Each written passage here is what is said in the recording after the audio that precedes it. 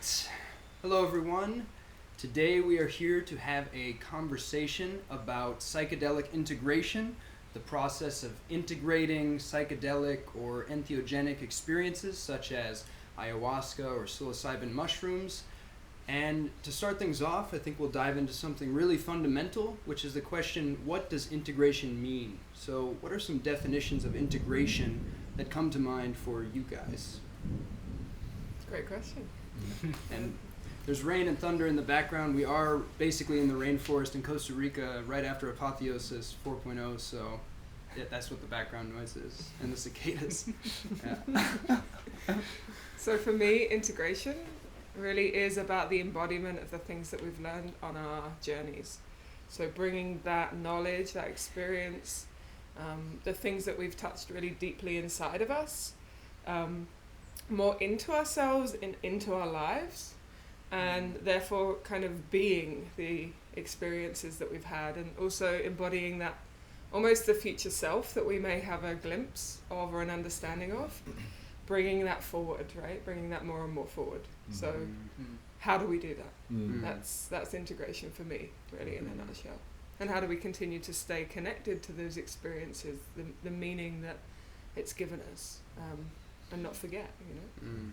And I feel integration is kind of a multifaceted kind of thing. We need to take those experiences that we had, as Philippa just said, and integrate them into different areas of our life, the mind, the body, and the soul. And very often we think, okay, integration is just about taking that experience back into our daily lives, which it is. It's an important part. But it's integrating it into our physical bodies. Its integration involves the spiritual body, the emotional body. And this will allow us to support the whole process, because when we come out of these sometimes very intense processes, you know, especially if you're in an ayahuasca retreat or ceremony, you come out with all of this knowledge and all of this insight, and taking that and bringing it into some kind of groundedness is really important. You know, you've got to get some groundedness in that experience. Otherwise, it can keep you in this space of being kind of up in the air, and it can actually create confusion, and it can create a bit of disbalance. So grounding it in the physical body, grounding it in your emotional practice, grounding it in your spiritual practice is really one of the keys. It gets overlooked very often. Yeah, I actually love this metaphor of like a snow globe of the psyche. You know, you come off of one of these retreats or big experiences, and you've gotten shaken up. Everything has come loose, and it's open to you, and it's falling down. And you know, you get to look at each aspect. You get to look at each snowflake and say, do I want this? Do I want to keep doing it? Because it can also be a process of letting go of things, right? And if you decide to let it go, you can let it fall to the ground, or you can, if it's something that's really valuable to you, you know, you can say yes, and then have the process of bringing that into you, right? Integrating it into your being.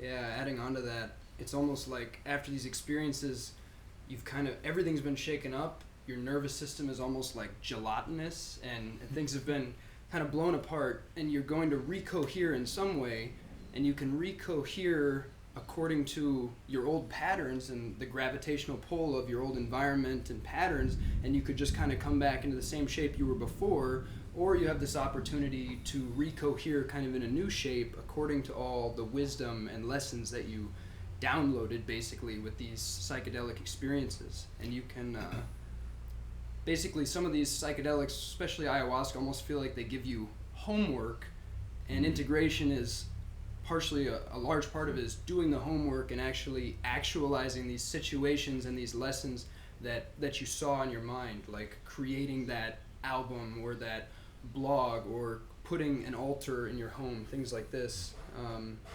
And this is why the integration is so important post experience, is because it's very easy to go back to your normal life, and you've got these same influences coming at you, these same thought patterns, you know, your same friends who are acting the same way, and it's very easy to slip back into that. So integration is what helps prevent you from doing that, to keep you in that space, that experience space, and and not allow it to slip back into that, because this happens quite a bit. This is a big problem in the psychedelic community, actually, I think, is that you've got shamans out there, you've got people leading ceremonies out there who, they give out the medicine, they're present during the ceremony, and then people leave, and it's just like, okay, see ya, have a good day. There's no tools given to people to integrate this stuff. And so they go home, and then 2 weeks later, after their high wears off, they're like, well, shit, I'm right back to where I was. On the couch eating potato chips. On the couch eating potato chips, smoking weed, or doing whatever. My life is still as shitty as it was before. And then they go into this place of disappointment that all their problems weren't suddenly solved. And they think, why did I just go through those hours of puking my guts out during this ayahuasca ceremony? Or they think, wow, that was a fun trip on psilocybin, but what did I really get out of it? And all of that gets lost somehow. So integration is about not going back into those patterns, or when those experiences, or when those daily mundane things come back into your life, approaching them from a different perspective and seeing them, observing them, not necessarily blocking them out, because we can't do that. We live in this world. We have to go to work. We have jobs. We have relationships. So it's not necessarily about saying, I'm just going to avoid all that. It's about seeing it, feeling it, observing it from this place and this perspective of the medicine experience, rather than from your old perspective. And that gives you this whole new view, like this 1,000-yard view of that situation, and you can deal with it in a different way. Yeah, that really leads nicely into the next kind of natural topic, which is what are some of our best tips for integration. And one of the first ones that came to mind for me while you were talking, Adam, was that when you go back, it is likely you do have to be gentle with yourself, because you do have to realize that you are in some ways very likely going to regress into old patterns to some extent. You're not just going to suddenly become superhuman, enlightened version of you who just doesn't do any of the old shit you used to do. You're going to be doing some of that old shit, and you need to be gentle with yourself and realize this is part of the process, and it's kind of, the path is ever upward with frequent resting places, as it says in the Kabbalion, and also frequent detours and regressions and stuff. But you can take this new awareness into those old patterns, and you can suddenly bring them into the light of this awareness that sees the triggers underlying the toxic vice or habit, or seeing kind of the shadow side of the behavior, and just gaining this deeper awareness of where it's coming from. And in my experience, just bringing these things very deeply into the light of awareness begins to transmute them and shift them. And it may be some months before the pattern really changes, but just bringing into that more expansive awareness and putting it in a deeper context starts to loosen your attachment to it, and you start to see it in a different way from the perspective of the witness of your actions. So that's one I would mention. I'd like to just almost take one step back for perhaps anybody that's listening or watching this now and that's considering a journey, and just explain a little bit about perhaps where the journey starts. And definitely the journey starts in the consideration and the preparation for doing something like this, right? In terms of the motivation and the intention, and just recognizing that there's a level of responsibility that comes with that.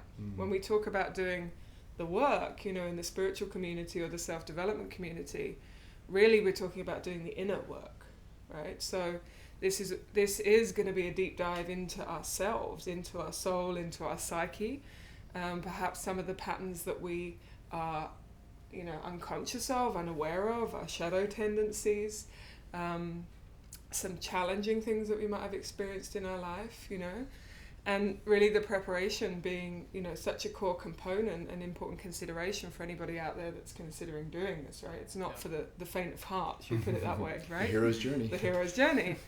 And then, in a sense, you get out what you put in, right? So you do the prep, and hopefully you'll be rewarded with the treasure during the experience itself, right? The deep dive, the being open, the being prepared, and the being willing to dive in and let go. Right, and that's part of the experience itself, and then really after that, the integration of whatever we've learned, right, which is often ineffable. It's beyond words. It's sometimes very mystical, and sometimes it's very personal. We just have a knowing or a knowledge of what now needs to happen. So I think it's important for anybody that's listening to recognize that actually often the integration really is the really important part of the journey. Yeah. It's kind of like it's the step on the road continuing, right, of our life, of what we then want to create with, again, this level of responsibility of now we get to choose. And sometimes in that choice, as Eric was saying, sometimes that choice is about letting things go, right? And our human self, our ego, our attachments might be really attached, right? That might be really difficult. So I think it's important just to flag that in addition to creating these amazing things that we might want to bring to the table and bring to our life, there is also an element of letting go, you know, of cutting away the things that don't serve us, right, for the highest good of ourselves and for the higher good of all. So I just wanted to kind of add that in there as a prep, maybe, for anybody that's sitting here listening going, oh wow, this sounds so great.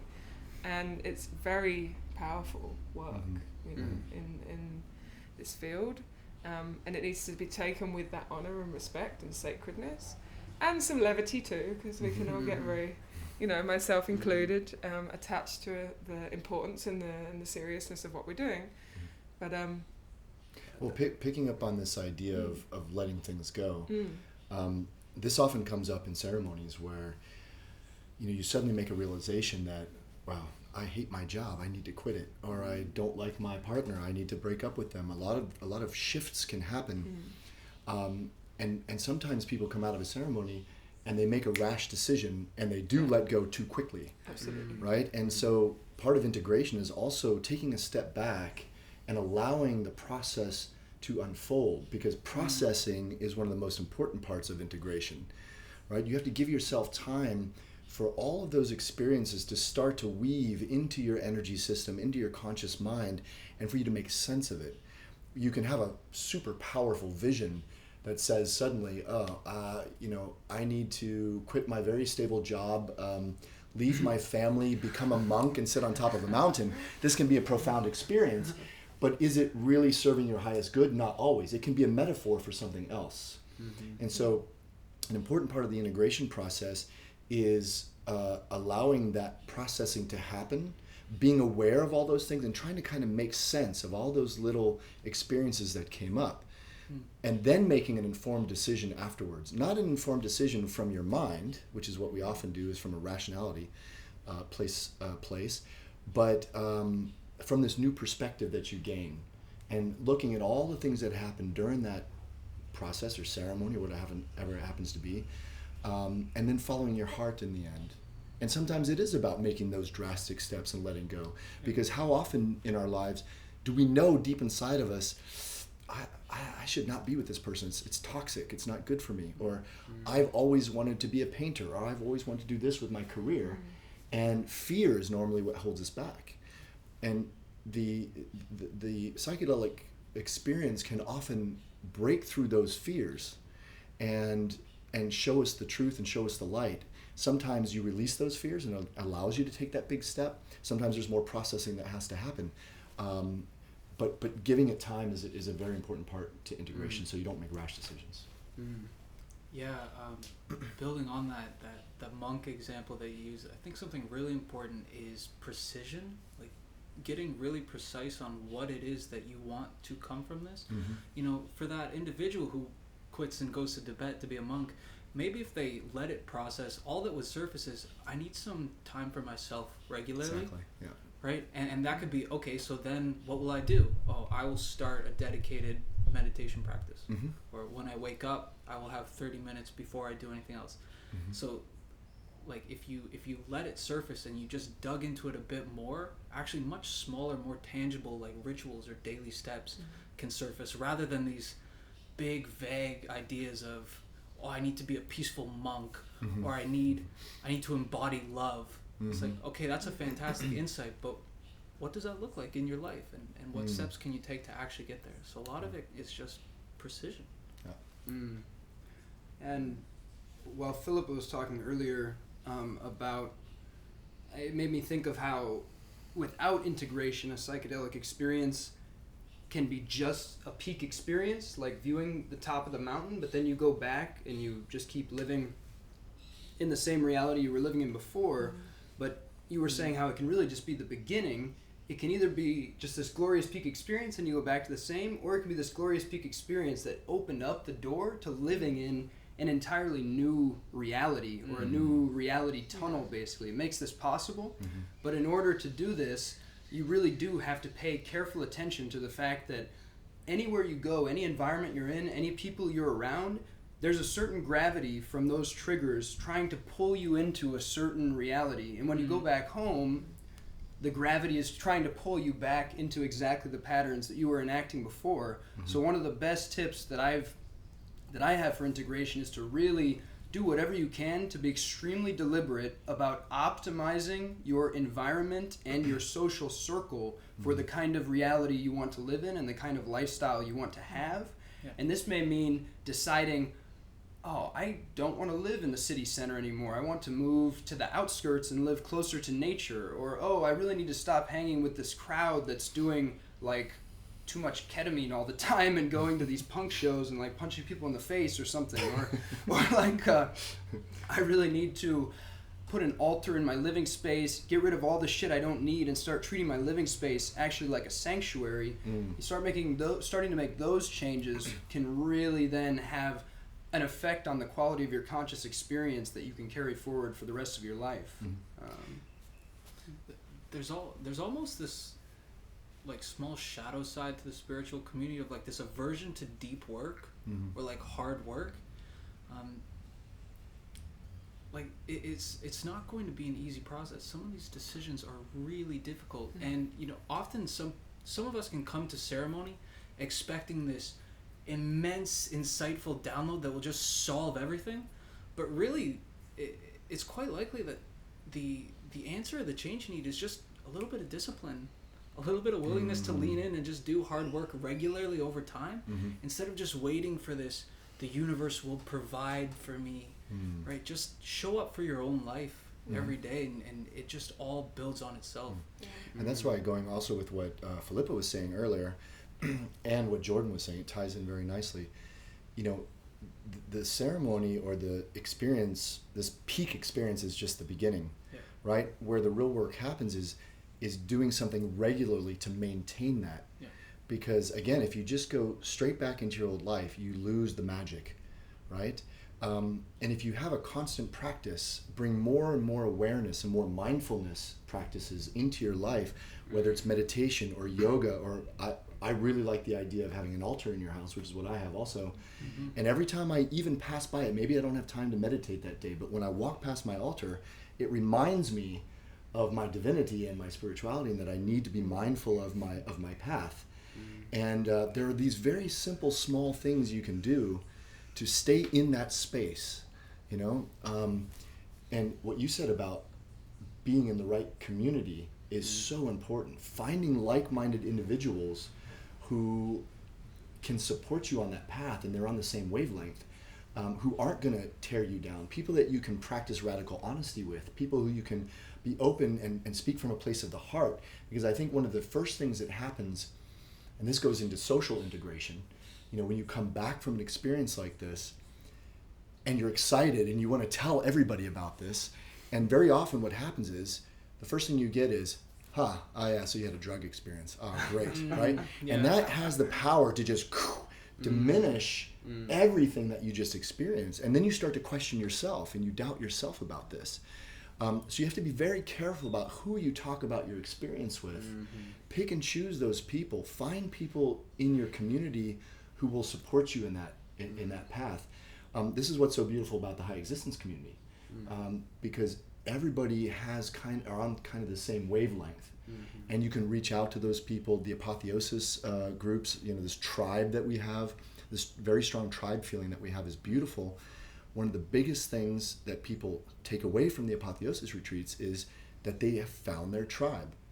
And many people come in on the first day, and in the sharing session, they talk about how they feel kind of lonely and isolated because they have no one to talk about these things with. And now they feel like, I found my tribe. So I would encourage anybody out there to become part of a community. Find people out there that you can do this with, and realize when you come back from a psychedelic experience that not everybody has been there. There is this ineffable experience that you can't put into words, so you can't even explain it to people. You're going to have the doubters. You're going to have the people that call it a drug experience. You're going to have the people that may be hurt by what you're saying, especially if you're talking to a loved one and you suddenly have this ripped open heart, and you're just, everything is pouring out of you. This honesty that comes out of you can be too much for people sometimes. So it's important to also kind of get permission from people to share your experiences, and instead of talking about your experience like a story, talking about, oh, I saw these aliens and I was, here and there, talk about what it did for you. Talk about what your emotion was around it. That's really important. Yeah, and leading on from that, something I think is really important is you don't owe anybody your story. You don't owe anybody your experience. When you start getting into the realm of, storytelling, often these experiences lose their sentiment. They lose the deep connection, the magic that they have given you, because you're now just kind of going over words. It's not the emotional connection and resonance that you had in the moment. And for that reason, you don't owe anybody your story. Perhaps people aren't ready to hear yet.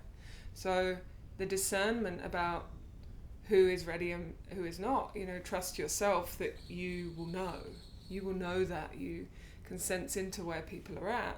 And if it doesn't feel appropriate, or it feels like, that there may be a shutting down that you get, that person is not ready, then use your discernment, and maybe another time, maybe I'm not feeling ready to share at the moment. And also, you don't necessarily have to explain the full detail of the experience, and how it was and how it came to pass. It could well have been a similar experience, and this, from my breathwork background, is some of these experiences can be generated without the use of psychedelics, right? So deep states of meditation, visions, ideas, awareness, this doesn't just have to come through this particular channel. There are many ways to the top of the mountain, right, so to speak. And that, I think, the more work I do in this field is also evident to me that some of these tools really help catalyze that process, right? And being able to really thin the veil between the conscious and the subconscious mind, and what we may need to be aware of, what we may need to process in order to be our biggest, best selves.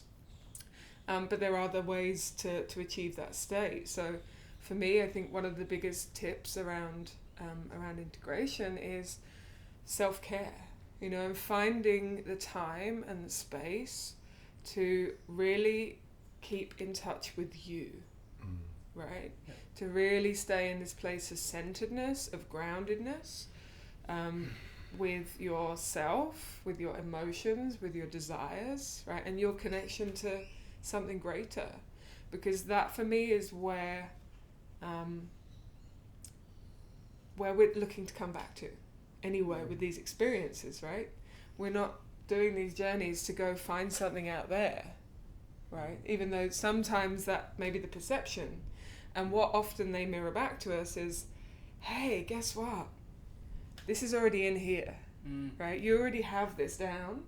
And it's about finding the space and time and the practices that serve you to stay connected with that energy and with that connection. And from there, life is going to flow.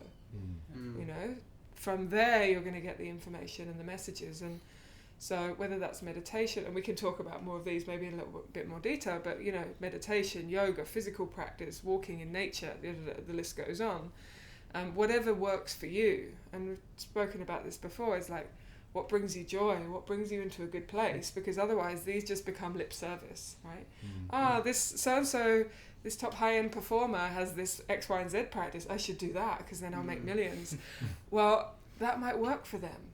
And you might try it, and you might be like, oh, this is heavy, this is horrible, but I'm doing it, And I think that's the key, is really finding practices and ways to stay connected with you, because your path, and this is what I found for me, my own personal journey with like purpose, for example, is your path isn't necessarily going to come down lot and be presented to you, right? And I'm sure you guys share the sentiment. It's like a little bit like driving along. Sometimes you get very, very clear visions, right? Sometimes you get very clear information. But often it's like driving along in the fog, right? With the headlamps on.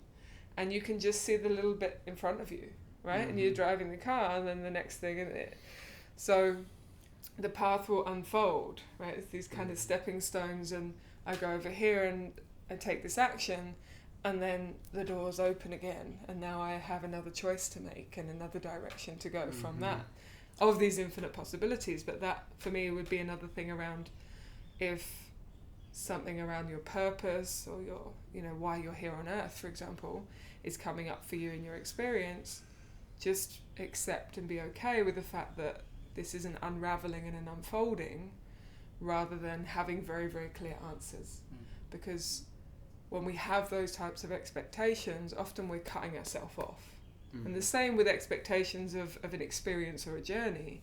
We're cutting off what the universe or divinity may have for us and to show us, rather than what is based on our perhaps smaller, limited agenda, right? Or what our ego would like to see or know. So there's a couple of things that I just wanted to put in there. Reminds me of that Joseph Campbell quote where he says, if you can see your path clearly laid out before you, it's probably not your path. Right. Another thing that came up while you were talking was to be careful about the story you construct for yourself about your experience as well, because it's not just telling others, but when you reduce these unspeakable experiences into language, you can actually not even realize the extent to which you're reducing the experience in your mind and putting it in a box, and suddenly months later you're just telling yourself, oh yeah, there was that time where I kind of talked to this like scorpion looking thing, and it told me I needed to become a poet or something, but yeah, I guess that was kind of wild, and you've compressed it down into these linguistic symbols that cannot contain the full force of your experience. Maybe your actual experience was like, I drank this literal magic potion, and I was like almost sucked out of my body and had an out-of-body experience of drifting through this ethereal, transpersonal, transdimensional realm, and I came into contact with these ethereal spiritual beings and had this download of insight about myself and my identity. You can use more poetic language to somewhat capture the expansive, unspeakable nature of your experience. And so if you do write about your experience or create anything from your experience, it's good to try to be as detailed as possible and try to create something that does some justice to the expansive nature of the experience, recognizing that you can't reduce it to an artifact. So that's just something to be aware of as well. Yeah, amazing you brought that up, because I want to really underscore this point, is that so much of these experiences are mythological or metaphorical, right? So re-articulating the story just in what happened doesn't actually totally capture it, right?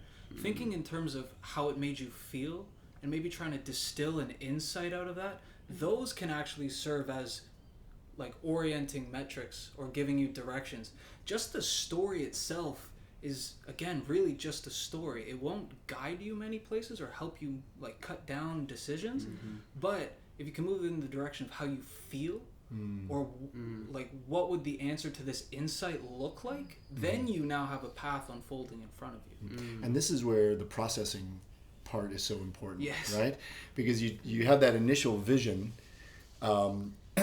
and to make sense of it, you need that time. And one really good tool, and I'm glad you brought this up about language, one really good tool is journaling, to write about your experience, but write from a place of feeling, and not from a place of recitation of every little detail that happened. Yeah, and then I met this alien and he told me to get into this rocket ship and go here, blah, blah, blah. But simply how you were feeling by meeting that particular being or that spirit guide or whatever. And then the more you write about it, things will magically start to come clear because you've embodied it into your emotions. And then magically things will start to unfold as to where that's coming from and what the spirit was really trying to tell you.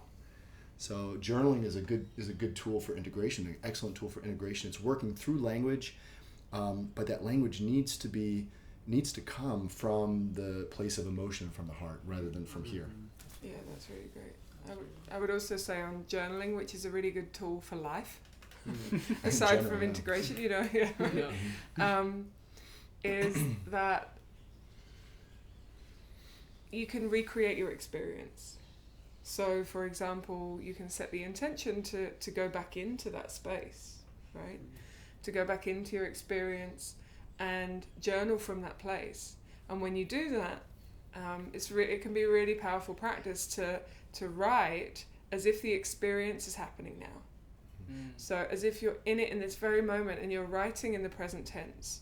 So perhaps it could be, you know, I'm entering the ceremonial room, or I'm, you know, whatever the thing that's happening right now is, and I'm feeling this sensation in my body, and it's you know, making me feel elated and expansive. There may be colours, there may be smells, as many of the descriptive aspects of that experience that you can capture, particularly while it's fresh in your memory after an experience, can then help that integrate in some way in your system. But also, if you are to go back to that entry, it brings it alive again. Because the way that you're speaking to your subconscious mind is, it's happening now.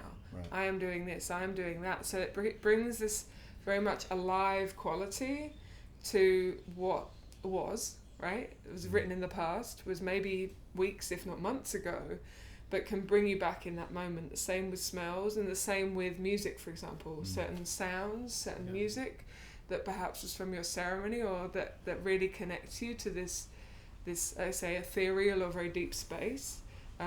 Other ways that you can enhance your journaling practice, and also just asking yourself the questions like, what did this mean?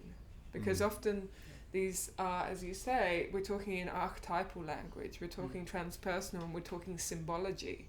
So the literal visions or things that we see or experience aren't necessarily what we're meant to do, right? Go and live on the mountain in Tibet. It could well be cultivating that space. So sometimes the things that come up as clear indicators do need this processing time, right? Just to start perhaps unpicking and sitting with what that means. And if you do, again, ask your psyche, ask your subconscious, what does this symbology mean? You will probably get some greater clues, and then you can go deeper into it. And one of the things you mentioned, I think, is one of the best tools for getting there, which is music. And most ceremonies are integrating music now. It's an amazing experience to take a playlist that you had during your ceremony and sit and listen to it in meditation without taking any medicine, and go back to that place that you're at, because you'll find that those triggers and those connections are still there, and that can make it fresh in your memory again. So use of music is a really good tool.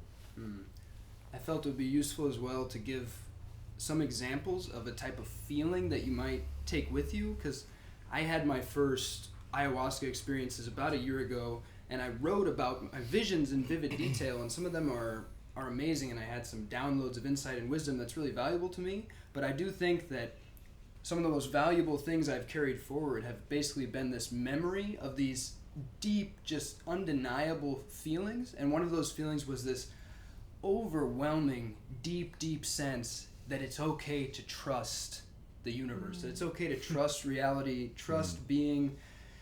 Just, it's okay to let go and let God, basically. Let go and let flow and just trust. And that gave me such a deep sense of peace that on the deepest level, everything is always okay with a capital O, that's something that I've carried forward and integrated much more deeply than I ever have before. And I can say that one feeling has changed my life from that experience.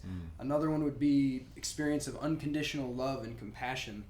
This experience of just in the ayahuasca visions, any person that came to mind, how I was just able to just feel that person's life world and just feel the weight of their humanness and their suffering, and just see how we're all carrying so much all the time, and why would you ever want to make it harder for someone, and just the power of unconditional love, compassion, and kindness, that as well. And then some of the lightness too, some of the moments of just like uncontrollable laughter for minutes straight, just at the great like cosmic joke of being itself, and just gaining this sense of this is like like there's a great saying, like, don't trust a shaman who can't laugh during ceremony. It's like, I wouldn't believe in a god who didn't love to laugh and dance, basically. Like the gods, the spirits, the forces, whatever you want to call them, like this cosmos has a sense of humor, and laughter is one of our most powerful medicines available in every moment for tapping into that lightness. Yeah, one of the feelings that continually comes up for me in this is this deep gratitude for my body.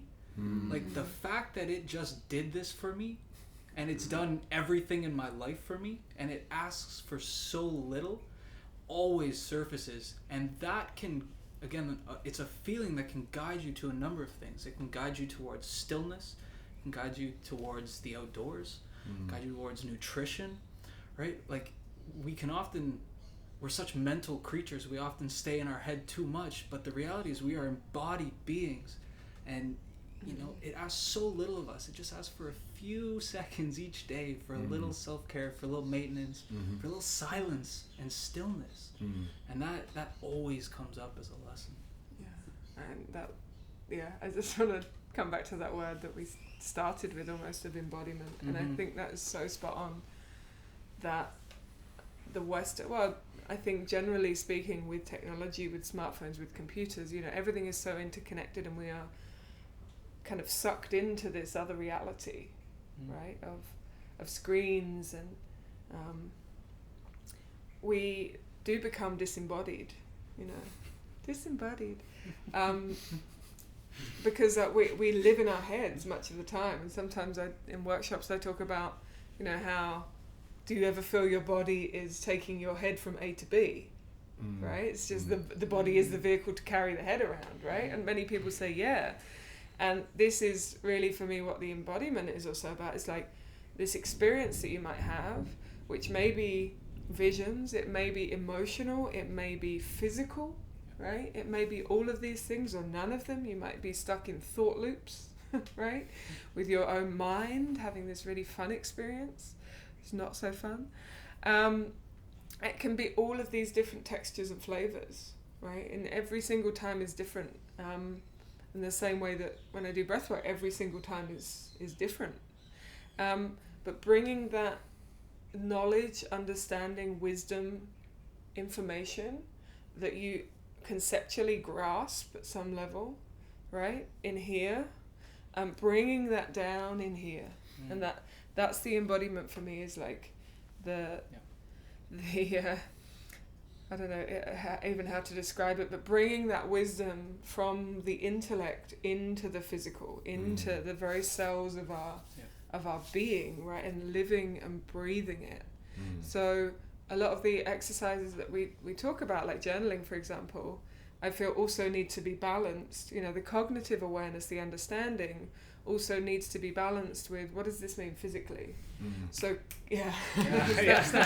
so like connecting in with, what does that mean physically? So that might be, I'm a lot more sensitive emotionally. That was one thing that came up for me when you were just explaining the feelings that you had coming away from your experience, is we need to be aware and recognize that we might be a lot more sensitive, right, than we were before. One of my colleagues uses the phrase, you know, emotionally constipated, before an experience, and some of us are, right? Very few of us in the West are comfortable with emotions and emoting in front of other people and really sharing our feelings.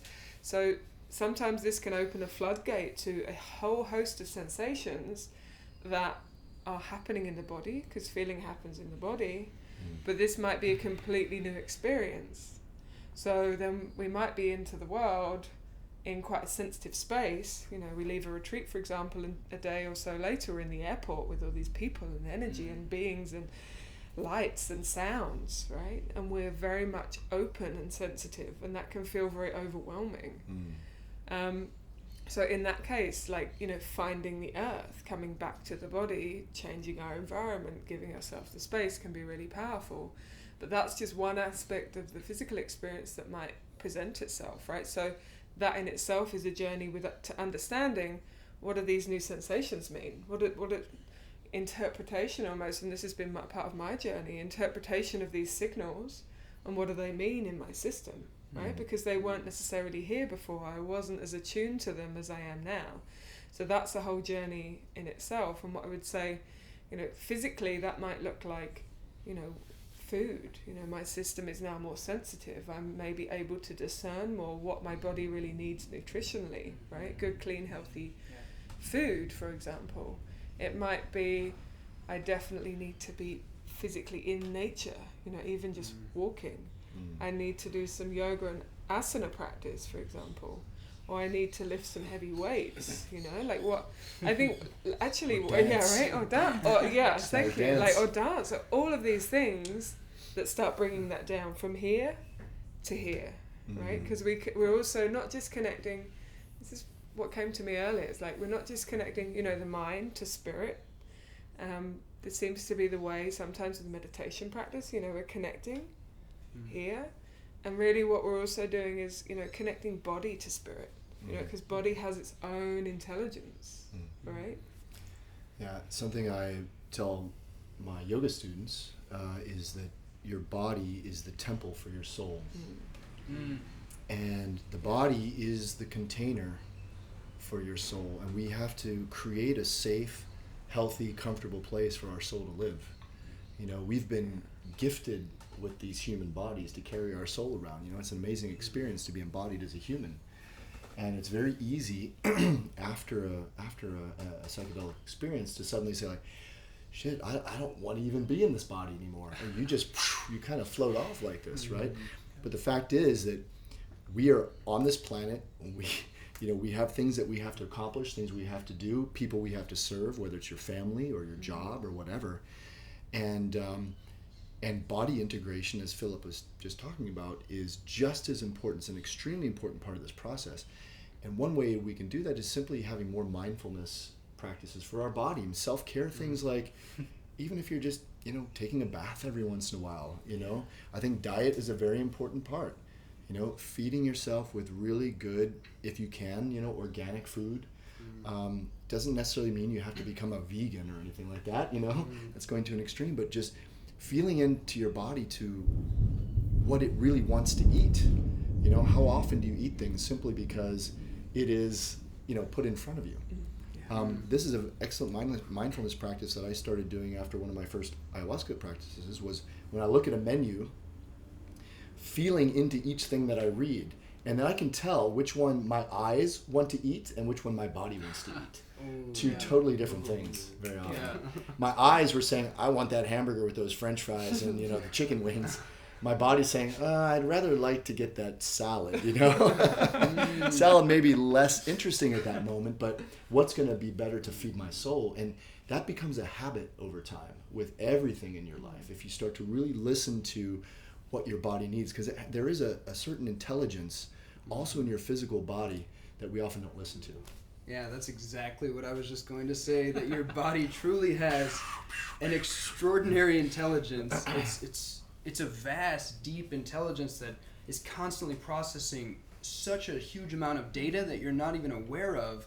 And it's a sensory apparatus of enormous precision that can give you so much insight when you start listening to it. This has really been a revelation in the last year for me. I mean, it's been a progression, but particularly in the last year, it's just been like, oh my God, my body is constantly trying to send me messages, and I really haven't been listening for most of my life. And now I'm listening to my body, and there's just, every emotion that you experience tends to have a counterpart in the body. So you can actually just check in with your body to really know how you're truly feeling right now. Like if there's tightness in the chest, maybe it's anxiety. If there's nausea, maybe it's some resentment or anger or grief or something. You can feel these things in your body. And a great practice is just a type of meditation that Eckhart Tolle recommends, which is just inner awareness of the body, but almost transcending, thinking, conceptualizing of the body as a body, and instead closing your eyes and experiencing your entire body as a kind of energy field charged with aliveness, and just kind of attempting to tap into that energy field and just feel this amorphous blob of energy that is you at any given time, and feeling into that, you can just feel how it's kind of circulating, and where there's maybe some perturbation or disturbance or some kind of signal coming through and feeling into that is really a great way to begin to embody more of the wisdom that you've downloaded from these experiences. And it's also just a great portal into the now, so you can spend less time wrapped up in the past and future, which is truly like a pathological disease afflicting us in the modern Western world, because we've put the mind on this enormous pedestal, the monkey mind, but so much of what the monkey mind wants to do is actually not serving us at all. It wants to dwell in the past for 8 hours a day, or it wants to project into the future and worry about it for 6 hours a day, and it's like, this is actually just driving us crazy and torturing us. Come back to the now. And this is also how we start to break through the patterns of expectation from others. You know, for example, how many decisions do you make based on what you think others want you to do and not what you really feel like you should do? This is a practice that I started actually fairly recently, was trying to make every decision in my life in flow. And when I say to make it in flow, I try to feel what's happening in my physical body when I'm faced with a particular decision. And I realized that I was making a lot of decisions in my life based on what other people wanted me to do in a way, or what expectations of others were, or my conditioning from previous things that had nothing to do with what was really serving my highest purpose.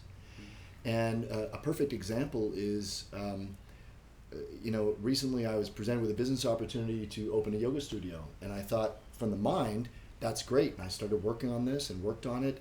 And at some point, it didn't feel in flow anymore, because it wasn't in line with my desire to live a very free life and not be tied down to anything.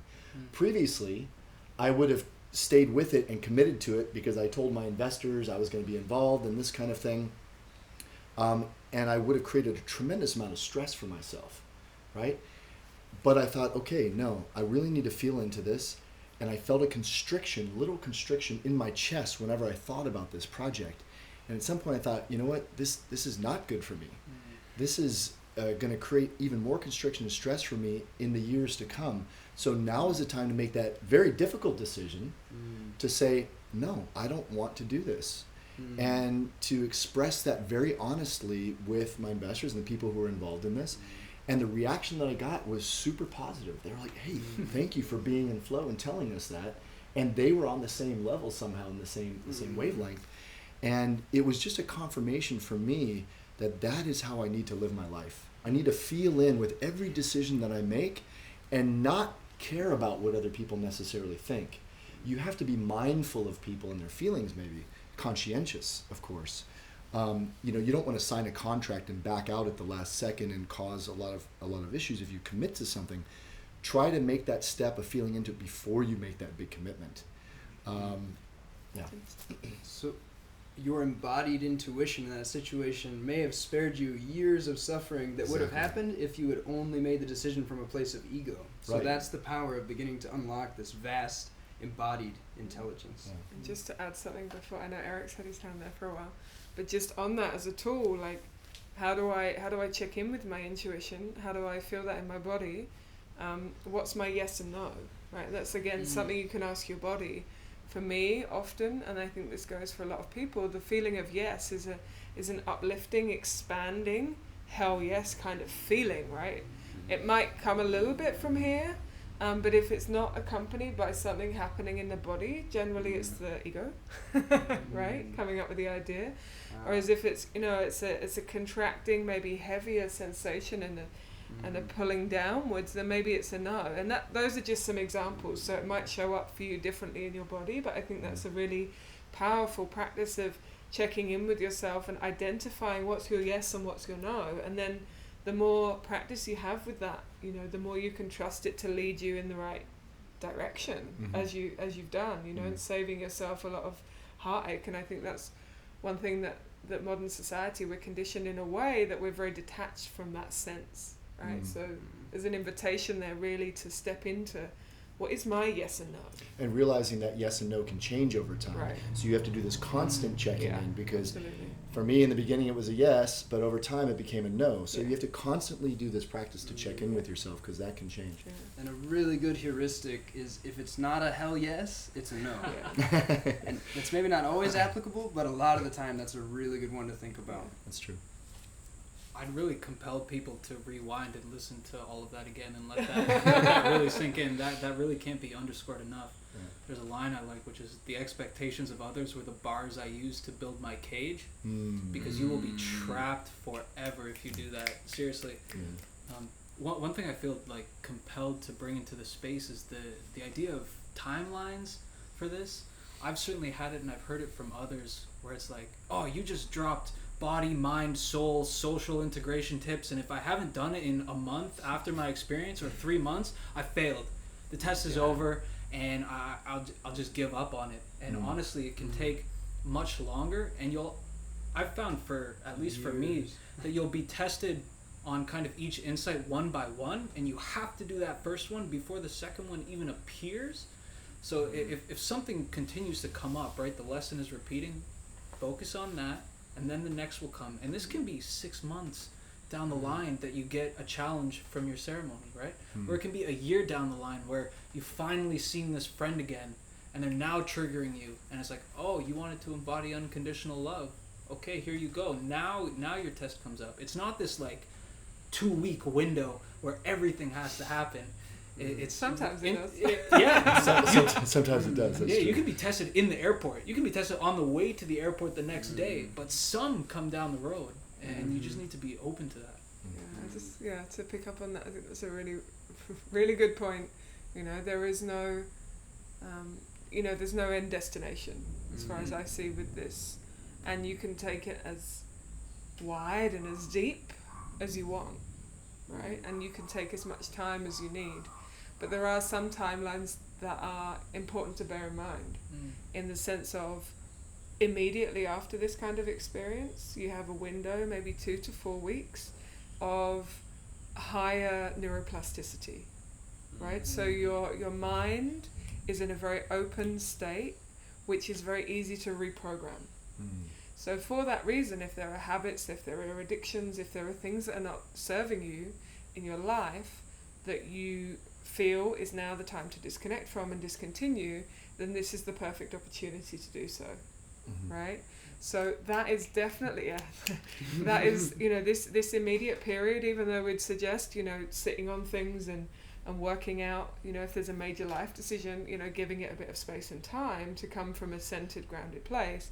There are certain things that if you know you're going to kick them, because it will be so much easier to rewire your system after an experience than further down the line. And ultimately, because you're so vulnerable and open in that place, and your neuroplasticity is so available there, if you feed the same old shit back in there, it can even strengthen it even more. So that's why it's important to really be very careful. Yeah, what you're doing. it's almost like the analogy, and some of my other colleagues use this, of fresh snow on the mountain. At one point there are all these skiers that have come down the slope, and then the snow comes and dumps this whole fresh load of powder, right? So you have this opportunity to carve new lines, right? To create new thought patterns and behavioral patterns. And you wouldn't want to go and carve those same lines that you've been trying to get out of, because they're kind of like a rut, right? If we've got the opportunity to get out of that rut and create a new path over here, then why wouldn't we do it, right? Otherwise we're sabotaging ourselves and our potential. So that's definitely something that's available in the first month or so, and then extending beyond that, you often experience this discomfort of, this isn't what I want, but I'm not able to bring what I want into my reality, right? Sometimes you have this one of my colleagues calls the bridging of worlds. It's like I know I don't want this thing, but I'm not ready yet, or I'm not in a position yet where I can create this new thing. And so it's this, for me, I find like it's like this pendulation of going backwards and forwards between these two zones, in a way, what we maybe don't want and what we do want, and until we find this position of stickiness, maybe, or of this embodiment of what we're now creating, and step at a time. That doesn't all have to come in one go, but it can take, as you say, it can take weeks, months, years, if not lifetimes. I know one of my lessons will be a lifetime, you know, about free will and about creation. So it's not just, oh yeah, I got the message, thank you very much. I got the message, but you know, how I show up and how I implement that in my day-to-day life requires a hell of a lot of focus and direction and clarity, you know, and that's, being a human, quite challenging to maintain. Yes, and this general upward spiraling path of the evolution of consciousness and spirituality and self-actualization, it really is a lifelong process that never ends, unless perhaps you become the Buddha or something like this, but I wouldn't bank on that. So really it's good to think about when you have these powerful awakening experiences that awaken something in you, it's thrusting you forward on this path, and it's good to settle in for the long haul journey, really, and not think of there as being any destination, and just appreciate these different cycles that gradually lead you upward, and appreciate the intermittent resting places and regressions, and realize this is all part of this journey. And also on the topic of timelines, I would say when it comes to creativity, if you get any kind of major vision or insight about something you want to create, this is something to act on very quickly. You might want to take a week or something, or you know, don't quit your job to create it, but start it as soon as you can. Almost, there's a great couplet from Goethe where he says, "Whatever you can do or dream you can do, begin it. Boldness has genius, power, and magic in it."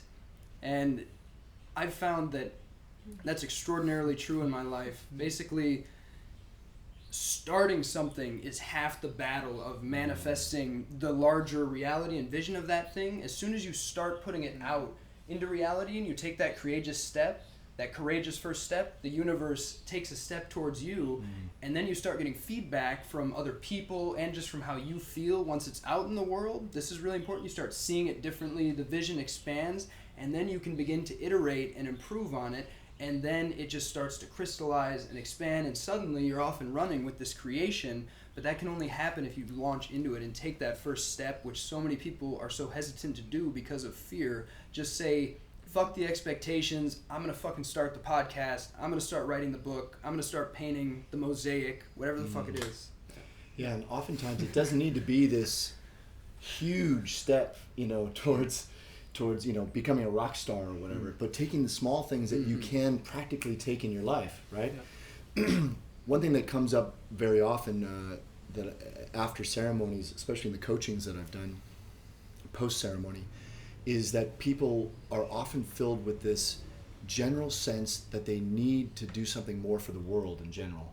They need to give their talents, their gifts, their love. They need to help others. I've heard that time and time again, and they're kind of frustrated in how to do that. You know, I was talking with a guy recently who went through a psilocybin ceremony. He's a lawyer, you know, and he's like, I live in a little town in Ireland. What am I supposed to do? You know, how can I contribute somehow? How I want to inform people about this path, but the people in my, you know, my community are all lawyers, and they're all very conservative, and they're this, and so we worked a lot through, you know, how he could somehow find small ways to contribute to that.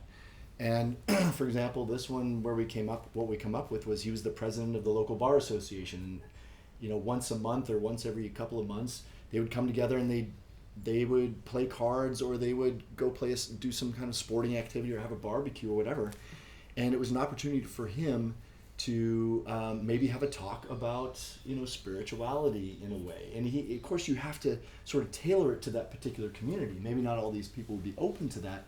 But looking for small ways that you can express what your gifts are and this passion that you have that's practical is a good way to start it. And like you said, if you take that one little step and you tell the universe, I got your message, I'm taking a baby step, then that energy will start to come and more opportunities will open itself. So it's not about necessarily going to India and working in an orphanage. You know, it is looking for those small opportunities in your local community. That reminds me of art, making art for the sake of art. And, you know, that, you know, this energy, this life force energy that we all are tapped into, right? wants to come through us, and it wants to create, right? And so if we don't take the action, it's like we're keeping the tap closed, right?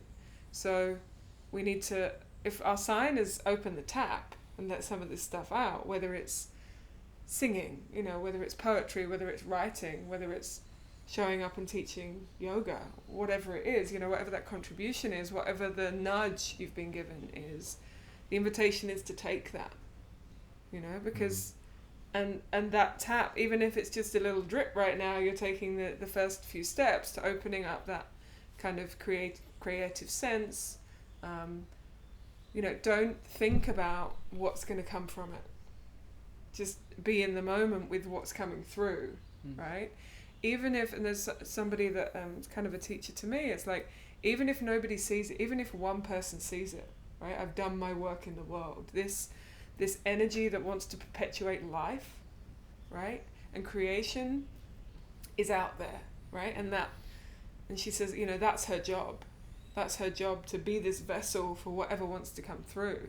And I think we're so caught up in our heads, you know, I use this analogy of, you know, you cut your hand, you don't think about your body, telling your body how to heal it, right? Your body just does this thing. So we get so kind of in our heads about we know how to do everything and we know how to run our body, right? Often the opposite is true. And also in our heads about what do other people think of us? Well, if I do this and it fails, then what does that mean about me, right? Rather than just doing for the pure joy of doing, right? And something is going to come from that. Somebody is going to take some inspiration, some strength, some courage, some knowledge, right? Just from, even if it's a few words or a few lines, or it might even be just, you know, a hand on the shoulder. We were talking earlier about kindness, you know, just the, I'm there for you. And I think sometimes we feel quite disempowered, coming back to what you were saying about, you know, I want to make a contribution in the world. When we were having our conversation the other day, I think we got to the point where, you know, the biggest contribution that we can make is cultivating our consciousness and our level of awareness and bringing it up, right? And that can manifest in different ways in the community, in the society, in our families that we live in. But ultimately that is for us to do. That's an inner work, right? It's an inner journey. And from that stems this beautiful creation. And we don't know where it will lead. Sorry, go ahead. I was going to say, yes, trust what wants to come through and recognize that what you are is more important than the specific actions you're doing. What you are is creating your future and is constantly influencing everyone around you and everything, everywhere you go. If you've cultivated an energy of unconditional love, you become, and awareness, you become a clear mirror for everyone around you. You become a healing presence. And ultimately, you can begin to develop this extraordinarily powerful kind of energy field that can just have this ripple effect simply by being organically who you are, which connects to another thing I was going to say, which is that people, often the ego and the mind, you get the download that I need to do more to help the world. And the ego and the mind, like Adam says, can have this really specific idea of what it looks like to help the world. You think, oh, I need to fly over to Tibet and volunteer in an orphanage, or I need to do this other thing that's not really realistic. But go down into the heart, into the intuition, and realize that there is an uncanny way in which the ways you're being called to step more deeply into service actually align with your highest spiritual excitement and with becoming who you truly are. It's really, you're not being called to go be someone totally different, this person you can barely imagine. You're actually just being called to become who you truly are, follow your highest excitement, which will lead to you playing your part well, and then you trust that other people's highest excitement is filling the other gaps. You don't have to be Atlas and shoulder all the pieces. You trust that there's a community of people awakening to their higher purpose and their highest excitement around the world, and you hold your peace, and it can actually be very enjoyable and fun to do that. It's not like, oh, I need to start shouldering this big burden. It's like, no, I need to start doing the thing that I'm going to enjoy most in the world. I need to come alive. Yes, As I think Gandhi said, be the change you want to be in the world, right? Actually, that's commonly misattributed to Who is it, Jordan? Who was it? Yeah, I'm sure Alfred you know. Campbell? I don't know. I think it's author. So the quote commonly misattributed to Gandhi was, be the change you want to be in the world. No matter who said it, it's still very valid. Be the glitch you want to see in the Matrix. Variation. The more you live your light, the more that light is going to be spread to other people. The more you're going to pull them on the path. And there is a tendency sometimes, because I've experienced this myself, after very intense experience, is to proselytize. To go out and say, I got to tell everybody needs to do ayahuasca, everybody should do mushrooms, everybody should do this. And it can sometimes have the opposite effect. You know, by integrating it into yourself and just becoming that which the experience was telling you should be, and living to your highest purpose and becoming that light and living that light, people will see it in you. They will see the change in you, and they will start to ask questions. Hey, what's up with you, man? What happened in Costa Rica? What happened in Costa Rica? Exactly. Suddenly you're smiling and you're nice. You're not a jerk anymore, or whatever, you know. And this is how we can change the people around us. It starts with the people around us first, our friends and our family, and that will then create this ripple effect as it goes out. You know, and the biggest thing we can do is to embody love, you know, and to embody kindness, as we've talked a lot about, and be in that heart space. You know, and this is one thing that psychedelics often do, is bring us back into the heart space. So live that light, and like moths to the flame, they will come. You can envision these expanding circles. You heal self, then you heal household, then you heal community, then you heal culture, then you heal planet. It ripples outward from there. Yeah, again, this lesson comes up over and over. You just have to live it. You just have to live whatever lesson it is. Articulation is like grasping at smoke. You just have to do it. I forgot what I was going to say. I was going to just chime in. It's like, show me, don't tell me. You know, because we are very much a society that does Walk this. the Like talk. a lot of talking, a lot of information, a lot of, I promise I'll do this better, or I'll change, or I'll, you know, the most powerful transmission really is I'm doing it and I'm being it above anything else, and people will notice, and people will be like, hey, even if they don't say it to you, they'll be like, something's different, right? Something's changed, something's shifted. And 9 times out of 10 they'll be like, something shifted in that person, and I want some of that, right? How do I cultivate more of that in myself? And then that creates an opening in the conversation to be like, hey, you kind of haven't seen you for a few months, and what have you been doing, right? And then there's an invitation, rather than, as you say, some people can maybe go into this evangelical phase of everybody needs to know about this new thing, right? Whatever the new thing is, right? Rather than having this kind of invitation into a conversation of, hey, what's up? What changed? Like, you're different. You're way cooler than you were before. Every time I see you, obviously. But, you know, then there's a curiosity, then there's a space that opens to then have a different conversation, right? And likewise, when you go back into your community or your family, having this clearer idea and sense around your boundaries, for example, right? And just to say, touching back on, we go back into a space which might be a bit uncomfortable, right? Is we might recognize that our values have become more apparent and clearer to us. The values that we want to live by, right? And I don't necessarily mean these kind of grandiose like concepts of words, but really how we want to show up in our life, and how we want to be with people, and the things that we want to be doing with our time, right? Because that's often how values show up. It's not necessarily in, you know, aligning fully with love, or aligning fully with, I don't know, equality, for example. But it shows up in our daily life, what's important to us. And you may get more clarity on what's really now more important to you. And that means that you may have to create some boundaries, right? And I think many of us, the way that we've been brought up, I speak for myself included, we have this difficulty with boundaries in interpersonal relationships, right? And often in integration, these can be these can be brought to a head, and sometimes it's therefore necessary to address them head on, right? And so actually this is no longer acceptable in my life, or this is no longer acceptable in our relationship. So doing it in a way that's loving, but it's also about clear about what you stand for and what you need, are sometimes the pleasant or sometimes the challenging conversations that flow from this type of experience. And whether that's, a psychedelic experience, or whether that's, just a very intense experience that you've had. It could be a near-death experience, for example, that causes you to reevaluate your life, right, and how you're living and what you really stand for and what you really want. So I think it's important to to make those changes if they feel indicated. Yeah, I'm really glad you brought up boundary setting, because I think boundary setting is one of the most fundamental yet undervalued and underdiscussed adult life skills. I can't believe I never heard anything about boundary setting until I learned about it on the internet. And it's really, I think of boundary setting as just being deeply about self-love and self-respect, and developing this deep sense of what you deserve and what you don't deserve.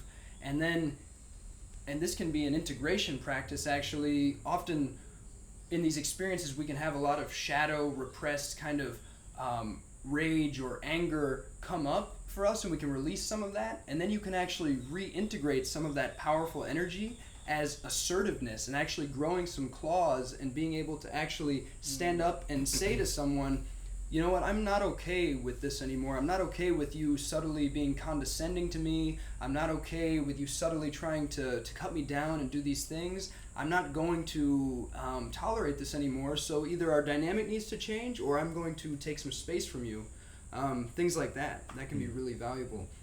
And I kind of want to shift gears a little bit in the conversation and see if we have any more particular advice on very practical practices that people might use in their integration process. One that I really wanted to mention was the letting go technique. There's this book called Letting Go, The Pathway of Surrender by David Hawkins.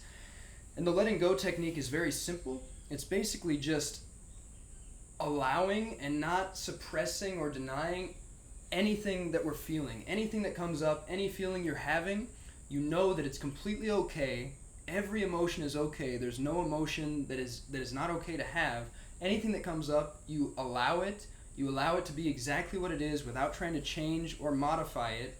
You attempt to feel it fully, and as soon as you surrender to it and you just say, there is fear, there is anger, I'm going to feel this, and allow it, and you just surrender to it, it immediately begins to transmute the emotion into a lesser emotion, and it begins to deplete the energetic or emotional reservoir behind the emotion. And then you can actually let go of this emotional baggage you've been carrying for a while, and you can begin to process your emotions in real time rather than stuffing them away as we emotionally constipated Westerners tend to do. Because when you stuff them away, they don't go away. They just fester within you and gradually become this like gloppy stew of gross resentment and sticky grief that you never want to touch or look at, and then it eventually erupts out of you at the family Thanksgiving or something, and there's an ugly display, So you can begin to actually process your emotions and release them in real time, and you release these blockages. A lot of these more base emotions are what are blocking our deeper bliss and joy and love and these higher states that can begin to come through once the kind of dark clouds are cleared from in front of the sun. So that's the letting go technique. Yeah, awesome. I would add a couple of things on that. The theme of emotional integration, which for me, working with breath, is probably one of the most powerful areas that we can really help ourselves, because as you say, being emotionally constipated doesn't help us, and it doesn't help the world, because we become disconnected, disembodied, disengaged, because we're not physically in touch with our reality, right? We're living in our head. So finding a space where you're able to be with your emotions, even if that's just you with your emotions, is really, really powerful. And that's often, what comes from the retreats sometimes, is people having a space to be able to be with how they're feeling right now. Right, just to be with whatever's going on, whether it's joy, whether it's sadness, whether it's pain, whether it's laughter, whatever is there is welcome. And I think cultivating that in your own environment back home is really, really important. So that could be with the letting go technique, that could be with a breathwork practice, a connected breathwork practice such as I practice, which is really an emotional integration, right? Again, along similar lines of just being with whatever is in the moment, And the more we can feel it and be with it, the faster it's actually going to move and integrate in our system, right? And we then have more capacity. And what I just want to say about emotion is that for me, this is a navigation system. You know, we have this spectrum of emotions, and where we cut off or disengage with any perhaps denser or what society might consider negative emotion, we also cut off our capacity for lighter emotions. So we cut off maybe shame and guilt and fear and other things, right? Because we don't want to feel those.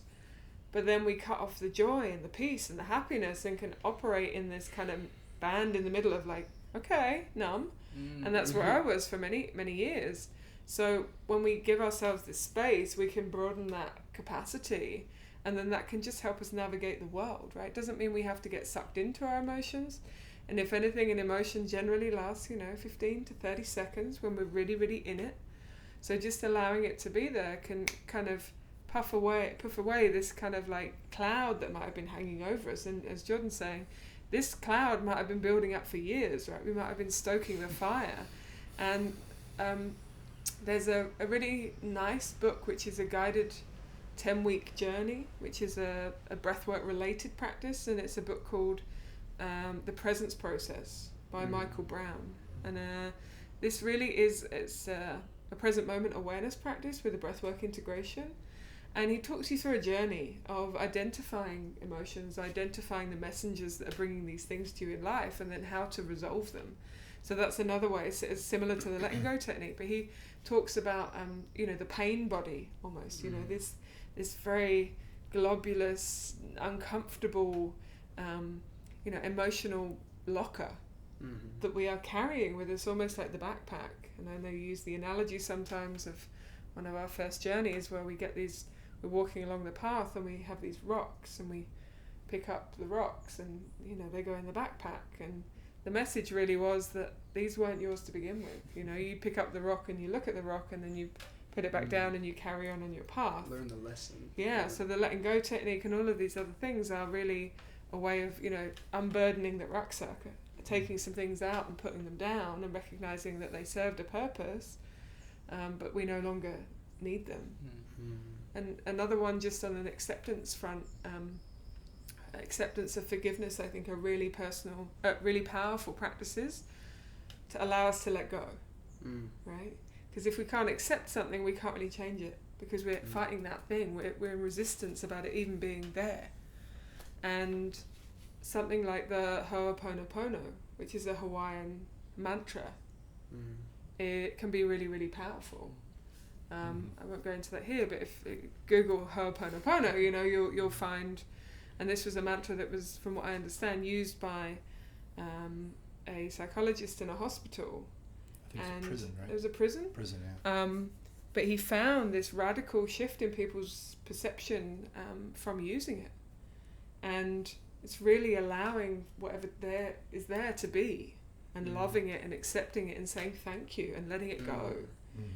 It's like the poison that we drink expecting somebody else to die, right? That's kind of like resentment, we can give that to ourselves if we can give that forgiveness, whether to ourselves for something that we've done, right? Or something that somebody else has done, it sets us free, takes the shackles off. We don't have to be, I like to say, beating ourselves over the head with a frying pan for the past. Even energetically, we can let that go and say thank you. Really appreciate that this came into my life because now I see the blessing, I see the lesson. What is the gift? Even though this is challenging, what is the gift that's presented to me to learn from? Thank you very much, and now I can let it go. And that really distinguishes us from now and from the past. I think one of the most easiest practices, if we want to talk practicality, which I think is important to keep things basic also, that combines a lot of these different things we've been talking about, is to simply sit and use the mantra, let go. You inhale, and in your mind you think let, and when you exhale, you say go. It's as simple as that. There's a lot of more complex things out there, but this is one of the most easiest practices I've learned, and every single person can do that. It combines the breath, it combines mindfulness, it combines a mantra, which can be very powerful. Just let go. Something else that I find is a very good practice is to take workshops, to take spiritual workshops. They can be anything from, conscious touch or conscious relating, or even into Tantra and things like this. Anything that is going to get you in touch with these, higher practices is going to keep you in that space somehow. One of the most powerful things, I think, is doing inner child work. Mm-hmm. The basis of almost every single issue that we tend to have comes from our childhood. And I've done quite a bit of inner child work on myself, and I've assisted a lot, and I'm co-facilitating inner child work. And it's something that I think every single person should do. So things like the Hoffman process or primal therapy, these are all excellent resources and therapy types that can go down and help heal the inner child, which is where so many of these issues stem from. So I would encourage everybody to, at some point in their life, look into healing and at least connecting with your inner child and giving them the love and the care that they really need. Yeah, and along that line of staying with processes, developing rituals. Ritual is an important distinction, right? It's not a goal, it's not a habit, it's not a want.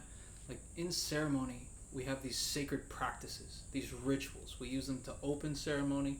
We have a way to conduct yourself during ceremony, and we have a way to close it, right? Life itself is a ceremony, right? And each day you get a new ceremony. You should have a way to start it, you should have a way to conduct yourself, and you should have a way to close it. So you get resolution, you get processing space, and you get a way to, set up the state that you're going to be in for your ceremony, for your life.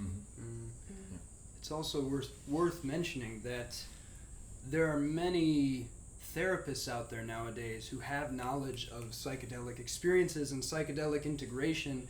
And beyond therapists, there are also a lot of coaches that you can work with one-on-one online. For instance, after Apotheosis retreats, we offer people an integration experience that consists of a mastermind where it's like video group sharing circles week after week, so people can continue to connect with the tribe and learn from each other's successes and setbacks. And the other component is one-on-one coaching, where you work with one of us facilitators to continue to talk through what happened and talk through your ongoing process, and just be able to ventilate and receive feedback and just gain deeper self-awareness and deeper accountability through that process. And so there's a taboo around working one-on-one with a therapist or a coach in our culture, but that taboo is rapidly dissolving. It's utterly silly, because a good therapist or a good coach can be an absolute gift from above. We all need mentors, we all need mirrors, so that's something really worth keeping in mind.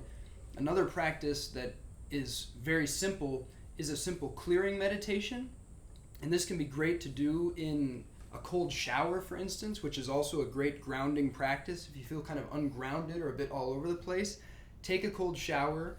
And a clearing meditation can consist of something as simple as taking a firm stance and kind of imagining roots going down into the earth from your feet, and imagine you're almost immovable. You're like a mountain. And as you inhale, you feel this energy coming up from the earth through these roots, through your feet. Maybe you visualize it as a blue rippling energy, and it courses through your body, and it gathers in your crown chakra at the top of your head, and it fills your body.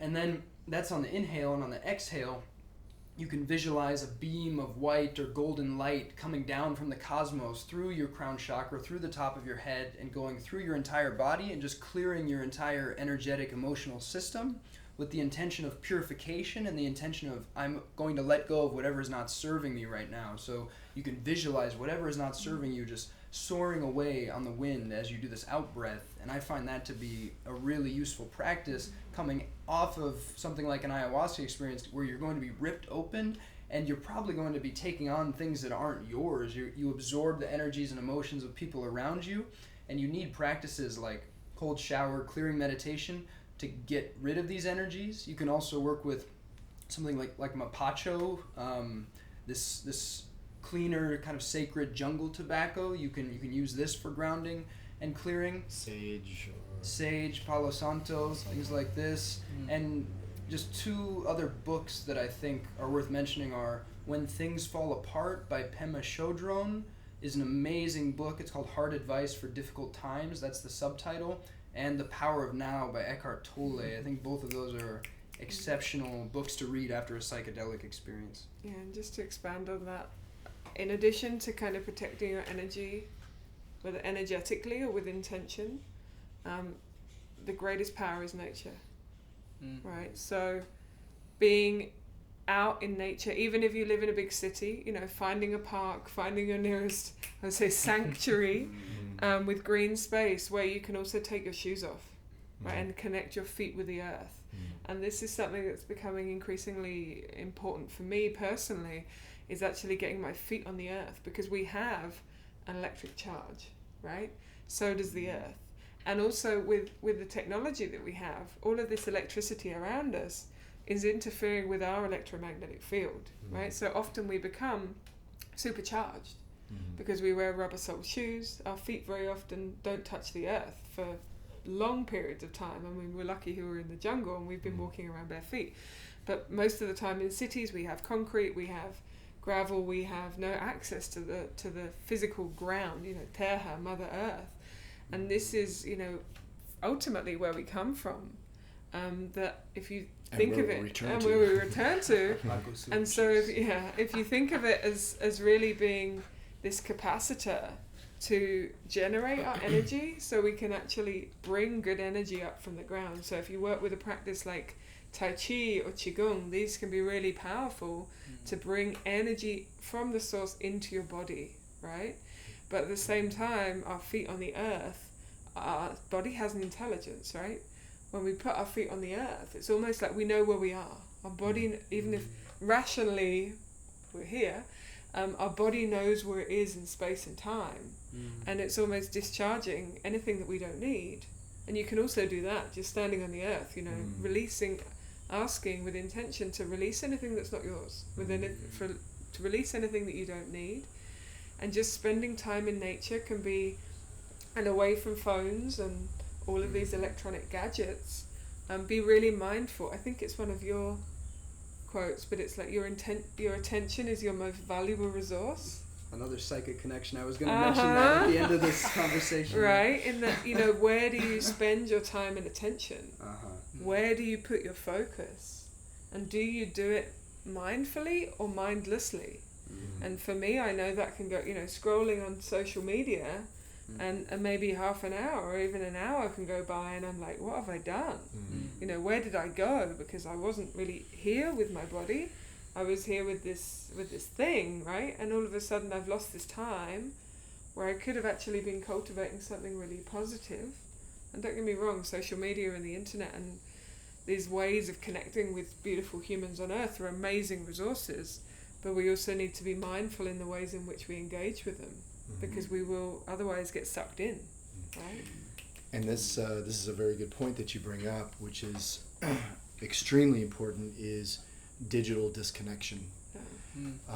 We are inundated by electronic devices, by computers, by phones, by all these different things, which often is what creates this overcharged thing in our bodies. It has an effect on our bodies and our minds and the information that we feed to ourselves, right? So speaking from experience, I'm a news junkie. I have been in the past. And I have constantly been absorbing, you know, I studied political science, and so I've always been in this place. And I was taking every opportunity to check the news, and even when I'm on the toilet or whatever, I'm checking the news. TMI maybe, but it became, and it was actually, one of you guys who really made me aware of this, and the information that we feed into our mind from the outside, especially when it comes to news or social media or whatever, has a very deep impact on us and our personal development. So choose the information that you want to consume very carefully. One of the best things I ever did, and it was during this retreat, was I deleted all of my news apps, and I said, I'm going to do this just for a week and see what happens. And it feels amazing. I'm not going to change that. I'm going to leave them off, right? But this can be a mindfulness practice in itself, is taking a digital holiday. And I try to do this sometimes where just for one day, try to leave your phone off, don't check your computer, don't check your emails, don't check anything, or take an entire weekend and just see what happens. Challenge yourself to do that. And it's a beautiful practice, and I think it can become a habit where you can at least reduce it over time.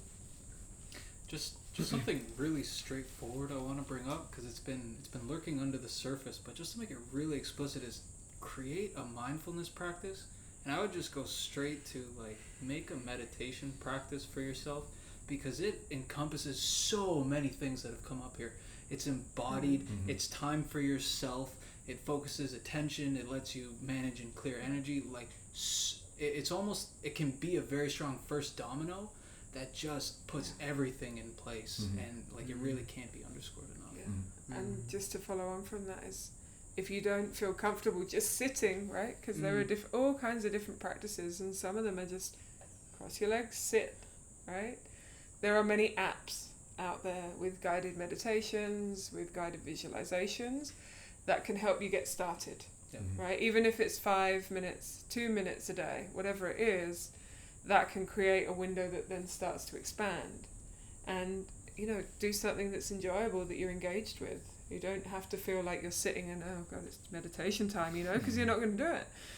But those kind of practices, you know, there are many apps out there, and they're not going to cost you, you know, maybe a couple of bucks to get something really, really valuable. And some of them are free, you know, and it will give you a reminder. It'll be like, hey, time for meditation, woohoo, ding. And you'll be like, yeah. I think we're reaching a good place to start wrapping up this conversation. 2 points that I want to reiterate that have come up. One is that we just gave you an enormous smorgasbord of ideas and practices, and do not feel like tomorrow you suddenly need to integrate these 10 different practices. You know, it's, as we said earlier, it's really like listen deeply to yourself, feel into yourself, see what resonates with you, let go of what doesn't resonate, begin to take small steps in the direction of what you feel called to explore and what feels like it's going to be useful for you, and let it build from there. You know, this podcast is really a treasure trove of wisdom we just shared, and I'm sure if you revisited it, you know, every few months you could keep gleaning new things and new ideas to continue your integration practice. So don't feel like you need to, you know, embody all of this tomorrow. Just let it saturate, let it marinate, and see what wants to emerge slowly, and be gentle with yourself. And the other thing I do need to just reiterate once more, that your attention truly is your most valuable resource, and it's more important now than ever, because it always has been this way, but this is arguably the time in human history where it's most difficult to really focus on the things that matter, because we are living in a world of supernormal stimuli everywhere. Basically, cell phone screens and laptop screens and smart TVs and video game consoles and VR porn and online casinos and super bioengineered cannabis and all these crazy things that are just better at hooking your attention and addicting you than anything ever has been in human history. This is some seriously sci-fi shit that we're in, and there's all these forces. Unfortunately, your attention is now someone else's paycheck, and so it's many people's job to literally try to engineer a better mousetrap for your attention. And so you really, really need to, I mean, you know, you don't have to do anything, but if you want to free yourself from this trap, you have to begin cultivating this katana-esque attention that is capable of slicing through the bullshit and really waking up in the morning and setting an intention of what are the 2 or 3 big things that I want to do today that will make today feel like it was aligned and it was complete and it was building toward my path and my purpose. And if you start making a practice of that and just start cultivating this awareness around wherever your attention is going, this more expansive awareness and witnessing the monkey mind get drawn into the advertisement or get drawn into, you know, the movie screen or whatever it is, just that attention will begin to reshape the way you use your attention. You'll begin to see, wow, I didn't realize I was this distracted. I didn't realize that my ADHD, anxiety-laden consciousness was a product of living in the 21st century and being so inundated by all these supernormal stimuli. So, a couple of things I want to add on to that. Staying anchored in yourself, as Jordan is saying, in this crazy, overstimulated world is really, really challenging, and just being aware of that is a great first step. And acknowledging that we're human and that we will oscillate between states before we find our set point, right? Before we find the balance, can give us a break, right? You don't need to go out and implement all of these tools in one go. In fact, you know, if one thing has resonated during this whole podcast, go with that. You know, test it out, get curious, and see what that brings you. Because the last thing integration should be is overwhelming, right? We do a good job of beating ourselves up enough without loading the plate even more to give ourselves another reason to continue to beat ourselves up. So find the thing that just really sparked a yes in you and follow that path. And what I would say is, you know, this is for me, the expansion that we're going through right now, the expansion of consciousness, the raising of awareness, it's a battle of attention, right? And reclaiming our sovereignty. And this was a conversation we were having the other night, Jordan, about being each individually sovereign beings, and that it's up to all of us individually to navigate our own path, right? But that we are all equals and we all hold equal responsibility in the world, and particularly we hold responsibility to ourselves, right, to manifest our highest vision. And that doesn't have to be a huge, great status or physical creation in the world, right? It can just be owning our energy, owning our sovereignty, and owning our boundaries, owning our emotions, owning our shit, basically, right? But also being clear that actually this is what I need, right? And really sitting in our power. And for me, sovereignty is just really about understanding that we have our own power. Nobody can take that away from us. But with that power comes responsibility, right? And it's our responsibility to wield that power sensibly, and with love and care, but ultimately to really guard our consciousness, right? And cut away, as you say, anything that's not in the higher service of truth. And so that we don't get distracted. And that's my invitation really, is just to, the more we can align, center and keep coming back to that, you know, that in itself has a ripple effect. So don't feel you all have to do it all at once, you know. It's just like, just remember to keep coming back and back and back. And I really like the daily intention setting, you know, how am I going to show up today? How am I going to show up today? How am I going to show up today? And just that prompt is enough. One thing I would leave people with is being versus becoming. It's so easy to get all these downloads and be like, look at the person I could be. I hate who I am now. They're not mutually exclusive ideas. You can deeply embrace the person you are now and want to be more and expect more from yourself at the same time, right? Those are both part of you, and it's very easy to be like, damn, I don't like who I am right now, right? And come from this place of almost fear or hate instead of love. And, you know, once you can see all your potential, the sphere of who you're not grows, and you may not see the progress in yourself. In relative size, your awesomeness shrinks, but in absolute size, you're still growing, you're still blossoming. So always coming back to that place of, oh, I love myself, and what else can I do? Instead of from this place of fear or dislike or distrust. And I like what Yuvi Ivanova has said about being and becoming, being part of the same multi-dimensional object. Is that what you said? The multi-dimensional object of who you are. They're not at odds. Being who you are and becoming something else are it's what we are evolutionary beings. Everything on this earth is growing and changing, and you are constantly growing and changing without even trying to. And so when you begin to just focus on what am I being right now, and clearing your awareness and coming into gratitude and coming into love, you can't help but continue becoming as well. And simply focusing on that being is going to direct the direction of your becoming in an organically beautiful, upward spiraling way. So you don't need to be like, oh, I see what I need to become. I need to force this. I need to dig my toes in and force this. It will just occur organically, akin to a flower blossoming, when you just narrow your focus to the wise things, the wise path, and slice away the bullshit.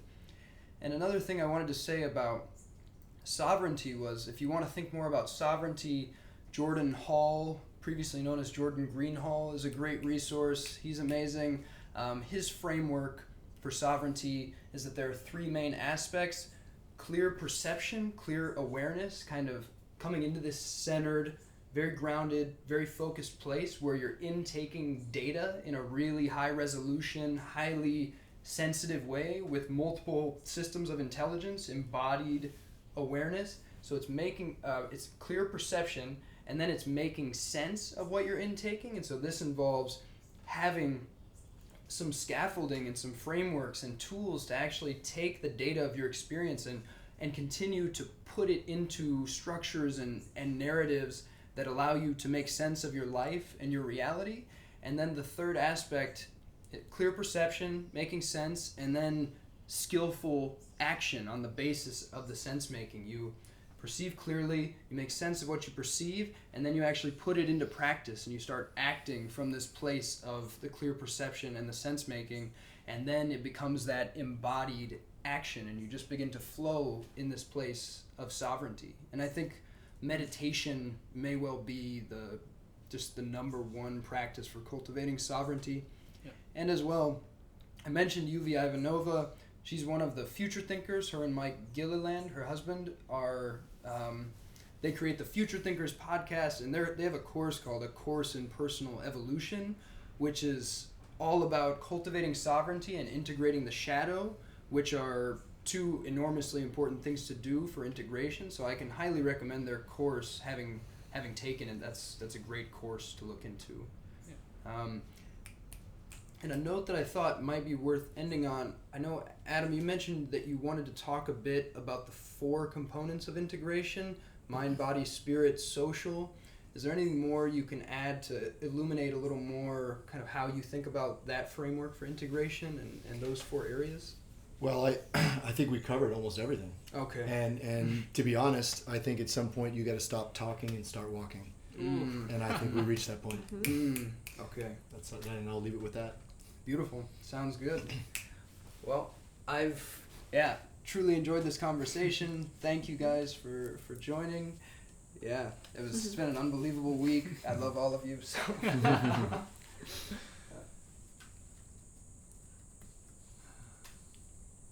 Carl, we can talk a lot of shit.